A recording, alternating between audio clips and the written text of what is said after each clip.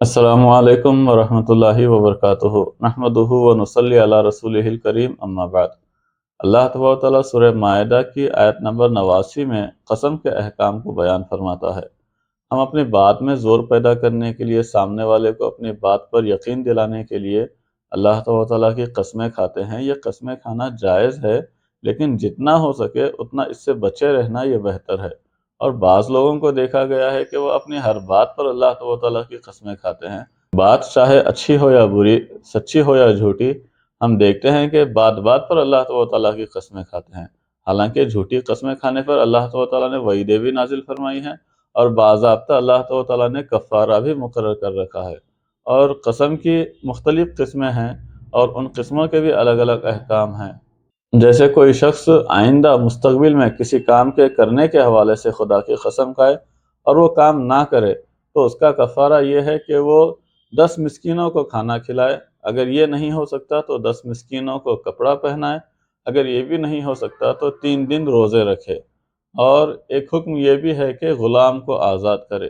چونکہ اب غلام کا دور نہیں ہے، لہٰذا سب سے پہلے یا تو وہ مسکینوں کو کھانا کھلائے گا، اس کی استطاعت نہیں ہے تو 10 مسکینوں کو کپڑے پہنائے گا، اگر اس کی بھی استطاعت نہیں ہے تو پھر 3 دن مسلسل یہ روزے رکھے گا۔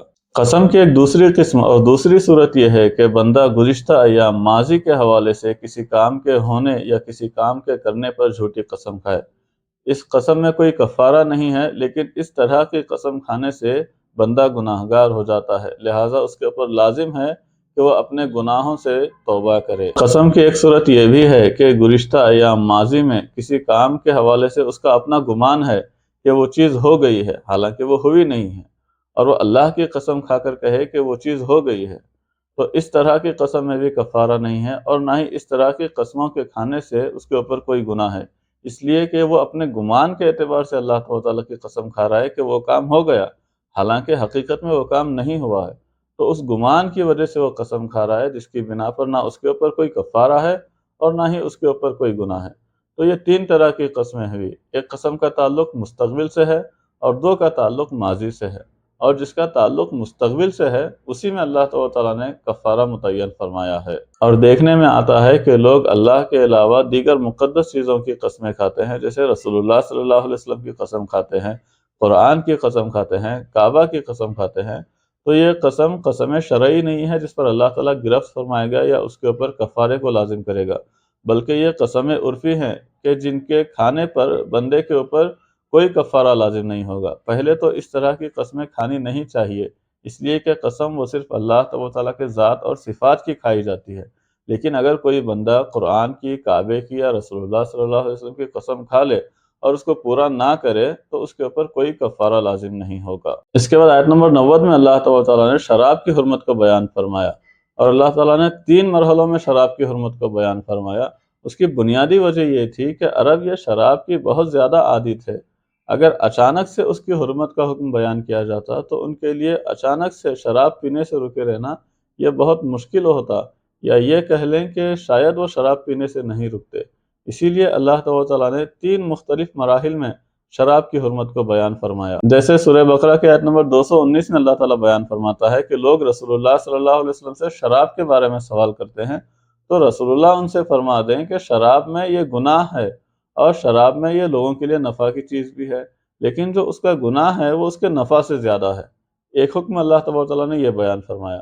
پھر سورہ نساء کے آیت نمبر 42 اور 43 میں اللہ تعالیٰ بیان فرماتا ہے کہ جو لوگ شراب پی چکے نشے کی حالت میں ہیں وہ اس حالت میں نماز کے قریب نہ آئیں، اس لیے کہ ہو سکتا ہے کہ نشے کی حالت میں قرأت میں غلطی ہو جائے اور کچھ کا کچھ پڑھ دے، اس لیے کہ اس میں انسان کی چال اور زبان یہ دونوں بہک جاتی ہے نشے کی حالت میں، اسی لیے اللہ تعالیٰ نے نشے کی حالت میں نماز کے قریب آنے سے منع فرمایا۔ اس کے بعد سورہ مائدہ کے آیت نمبر 90 میں اللہ تعالیٰ نے مکمل طور پر شراب سے بچنے کا حکم بیان فرمایا، اور کہا کہ یہ شیطانی عمل ہے جس کی وجہ سے تمہارے درمیان اختلاف ہو سکتا ہے۔ اب تم شراب سے مکمل طور پر بچے رہو، اب یہ مکمل طور پر تمہارے اوپر حرام قرار دی گئی ہے۔ تو یہ 3 مختلف مراحل تھے جس میں اللہ تعالیٰ نے شراب کی حرمت کو اور شراب سے بچنے کو بیان فرمایا۔ اس کے بعد آیت نمبر 101 میں اللہ تعالیٰ بیان فرماتا ہے کہ اے ایمان والو، بہت زیادہ سوال کرنے سے اور ایسی چیز کے سوال کرنے سے بچو کہ اگر اس کا حکم نازل ہو جائے تو پھر وہ تمہارے اوپر گراں گزرے یا اس کو ادا کرنا اب تمہارے اوپر بھاری ہو۔ صحیح مسلم کی حدیث ہے، رسول اللہ صلی اللہ علیہ وسلم نے ارشاد فرمایا کہ جس چیز سے میں منع کروں اس سے باز آ جاؤ، اس سے رک جاؤ، اور جس چیز کا میں حکم دوں اپنی استطاعت بھر اس کو ادا کرو۔ اور یہ بھی فرمایا کہ جو تم سے پہلی والی امتیں ہیں وہ اپنے انبیاء کرام سے بہت زیادہ سوال کرنے کی وجہ سے اور اپنے انبیاء کرام سے اختلاف کرنے کی وجہ سے ہلاک ہو گئیں، لہٰذا تم نہ بہت زیادہ سوال کرنا اور نہ ہی اختلاف کرنا۔ اس کے بعد آیت نمبر 103 میں اللہ تعالیٰ بیان فرماتا ہے کہ اللہ تعالیٰ نے جو حرام چیزیں ہیں اس کو بھی بیان فرما دیا، حلال چیزیں ہیں اس کو بھی بیان فرما دیا، لیکن کفار یہ اپنی جانب سے کچھ جانور ہیں جس کو وہ اپنے اوپر حرام کر لیتے ہیں، جیسے بحیرہ ہے، سائمہ ہے، وسیلہ ہے، حام ہے۔ یہ جانوروں کے خصوصی نام ہیں اور خصوصی صورتیں ہیں جس کو کفار نے اپنے اوپر حرام کر لیا تھا۔ سائمہ وہ اونٹنی ہے جو بتوں کے نام پر چھوڑ دی گئی ہو، اور ایسے ہی بحیرہ وہ اونٹنی ہے جو بتوں کے نام پر چھوڑ دی گئی۔ اب اس چھوڑنے کی وجہ سے اس کا دودھ نچوڑنا یہ کفار نے اپنے اوپر حرام کر لیا، اور اس کے دودھ کو نچوڑنے سے جو ہے لوگوں کو منع کر دیا۔ اور حام یہ نر اونٹ کو کہتے ہیں، اور وسیلہ ایسی اونٹنی جو ایک کے بعد ایک 2 مرتبہ مادہ اونٹنی کو جنم دے۔ تو اس طرح کے جانوروں کو کفار نے خواہ مخواہ اپنے اوپر حرام کر لیا، جبکہ اللہ تعالیٰ نے ان سب چیزوں کو جو ہے حلال قرار دیا تھا۔ اس کے بعد آیت نمبر 106 میں اللہ تعالیٰ نے وصیت کے وقت گواہ مقرر کرنے کا حکم بیان فرمایا کہ تم اپنے گھر پہ ہو اور موت کا وقت قریب آئے تو اپنوں میں سے کسی 2 دیندار لوگوں کو اس وصیت پر گواہ بناؤ، اور اگر تم کہیں سفر پر ہو اور اس وقت موت کا وقت قریب آئے تو وصیت کے وقت اپنے نہ ہو تب بھی 2 لوگوں کو جو ہے اس وصیت کے اوپر گواہ بناؤ۔ اس کے بعد آیت نمبر 112 سے لے کر 114 تک حضرت عیسیٰ علیہ السلام اور جو آپ پر ایمان لائے جنہیں حواری کہا جاتا ہے ان کا ذکر ہے۔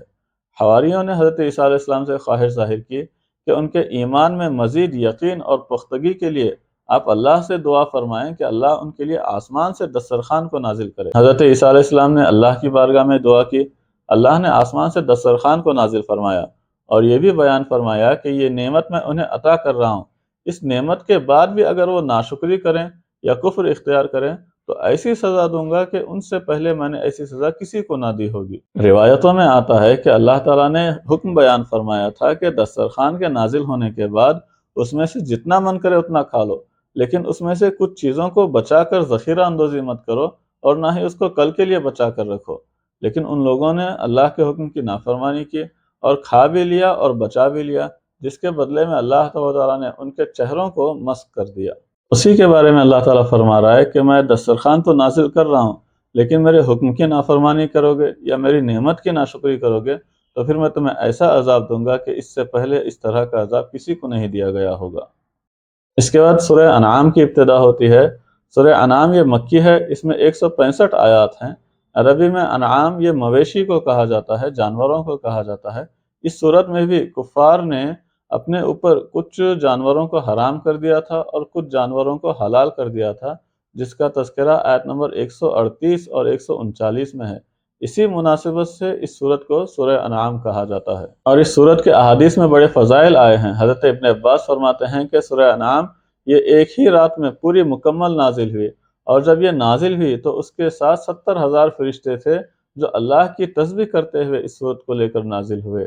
سورہ انعام کے ابتدائی 50 سے 60 آیات میں اللہ تعالیٰ نے ایمان کے جو مبادیات ہیں، جو اس کے بنیادی ارکان ہیں، اس کو اللہ تعالیٰ نے بیان فرمایا۔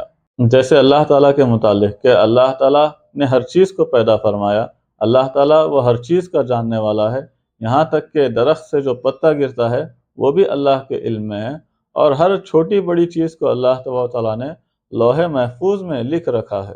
اور ایسے ہی قرآن کے حوالے سے کہ قرآن یہ اللہ کا نازل کردہ کلام ہے، اور اللہ نے انسانوں کی ہدایت کے لیے انسانوں ہی میں سے ایک انسان یعنی رسول اللہ صلی اللہ علیہ وسلم کو نبی بنا کر بھیجا، اور ان کے اوپر ہم نے قرآن کو نازل کیا۔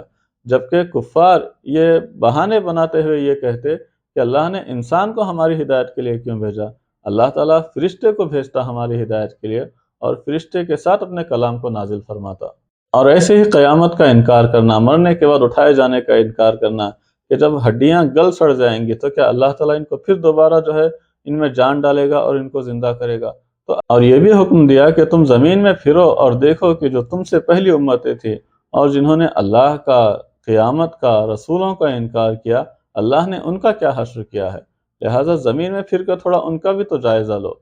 और रसूलुल्लाह सल्लल्लाहु अलैहि वसल्लम को तसल्ली देते हुए अल्लाह ताला फरमाता है कि अगर ये लोग आपको झुठला रहे हैं तो आप दिल बर्दाश्ता ना हो, दिल छोटा ना करें, इसलिए कि इन्होंने आपसे पहले जो अंबिया किराम हैं, जो रसूलान निज़ाम हैं, उनकी भी तकज़ीब की है, उनको भी इन लोगों ने झुठलाया है। सूरह अनाम के आयत नंबर 74 से लेकर आयत नंबर 80 तक हज़रत इब्राहीम अलैहिस्सलाम का ज़िक्र है।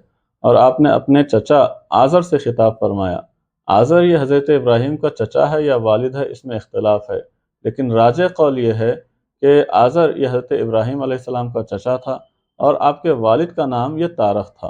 हज़रत इब्राहीम ने अपने चचा आज़र और अपनी कौम से बेज़ारगी का इज़हार फरमाया, इसलिए कि वो अल्लाह के अलावा बुतों की इबादत करती थी, बुतों की पूजा करती थी। फिर अल्लाह ताला फरमाता है कि हमने इब्राहीम को अपनी निशानियाँ बताई। फिर उसके बाद एक वाक़े का ज़िक्र अल्लाह ताला बयान फरमाता है कि किस तरह से हज़रत इब्राहीम अलैहिस्सलाम ने अपनी कौम की गुमराही को वाज़ेह फरमाया कि जब रात हुई तो एक सितारा नमूदार हुआ। आपने उस सितारे को देखकर कहा कि ये मेरा खुदा हो सकता है, लेकिन जब वो सितारा गायब हुआ तो आपने कहा कि मैं गायब होने वाले को, डूबने वाले को जो है पसंद नहीं करता। उसके बाद चाँद ज़ाहिर हुआ, आपने चाँद को देखकर कहा कि ये मेरा खुदा है, लेकिन जैसे ही सूरज तुलू हुआ तो चाँद गुरूब हो गया। आपने कहा कि ये तो बहुत बड़ा है, ये मेरा खुदा हो सकता है। फिर जब सूरज भी गुरूब हो गया तो आपने अपनी कौम से कहा कि मैं तुम्हारे इस अमल से बरी हूँ कि तुम खुदा के अलावा किसी और को शरीक ठहराते हो, और मैं अपने आप को खुदा की जानिब जो है मुतवज्जे करता हूँ, जिसने तमाम ज़मीन और तमाम आसमानों को पैदा फरमाया। तो इस बेहतरीन अंदाज में हज़रत इब्राहीम अलैहिस्सलाम ने अपने कौम की गुमराही को ज़ाहिर फरमाया कि अल्लाह वही इबादत के लायक है, और जो तुम अल्लाह के अलावा दूसरों की इबादत कर रहे हो, बुतों की इबादत कर रहे हो, चाँद, सूरज और सितारों की इबादत कर रहे हो, ये तो वो हैं जिसको खुद अल्लाह ने पैदा फरमाया है। तो अल्लाह की ज़ात वही है जो इबादत के लायक है, और उसी ने ज़मीन और आसमान को भी पैदा फरमाया। आज की मजलिस में इतना ही। इंशाअल्लाह कल इसके आगे का खुलासा और तफसीर बयान की जाएगी। मौला ताला मेरे इस कहने को कबूल फरमाए और मुझे और आपको अमल की तौफीक अता फरमाए। अस्सलामु अलैकुम व रहमतुल्लाहि व बरकातुहू।